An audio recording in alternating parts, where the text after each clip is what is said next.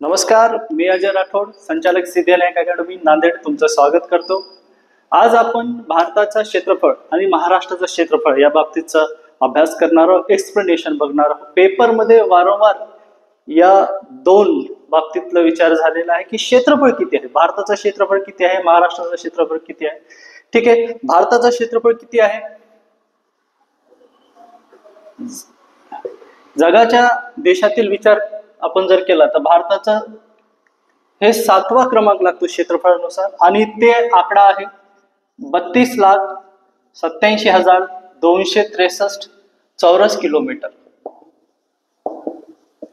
किंवा square kilometre. हे एवढा मोठा आकडा कसं लक्षात ठेवायचं तर त्याची छोटीशी ट्रिक सांगतो बघा।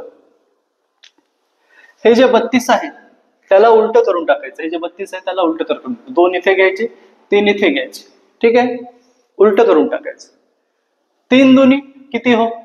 3 दुनी 6, हे मध्ये आले 6, 7, 8, 32,87,263 स्क्वेअर किलोमीटर। अशा पद्धतीने या छोट्याशा ट्रिकने आपण भारताचा एरिया क्षेत्रफळ लक्षात ठेवतो। महाराष्ट्राचं क्षेत्रफळ किती आहे? महाराष्ट्राचं 3,07,712 स्क्वेअर किलोमीटर किंवा चौरस किलोमीटर। काही काही पुस्तकात आकडा 713 आहे। ठीक आहे, 11वीच्या जुन्या इतिहासाच्या पुस्तकात 3,07,712 स्क्वेअर किलोमीटर हा आकडा दिलेला आहे।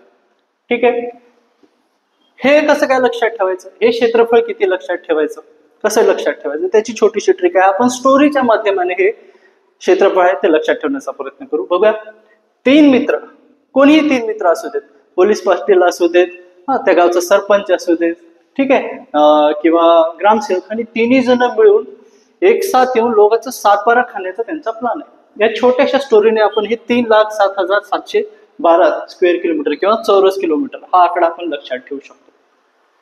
बघा, हे 2 नंबर्स वारंवार पेपरमध्ये विचारलेले। 2011च्या जनगणनेनुसार भारताची घनता किती आहे, महाराष्ट्राची घनता किती आहे या बाबतीत प्रश्न आलाय। भारताची घनता किती आहे? 382।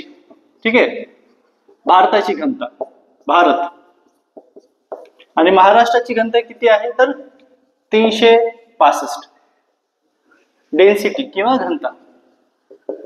हे सगळा प्रकार 2011च्या जनगणनेनुसार विचारलेला आहे।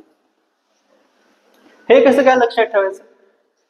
वर्षातले दिवस किती? 365, त्यानुसार आपण महाराष्ट्राची डेन्सिटी लक्षात ठेवू शकतो। त्यात आपल्याला 17 हा आकडा मिक्स करायचा। 17 का?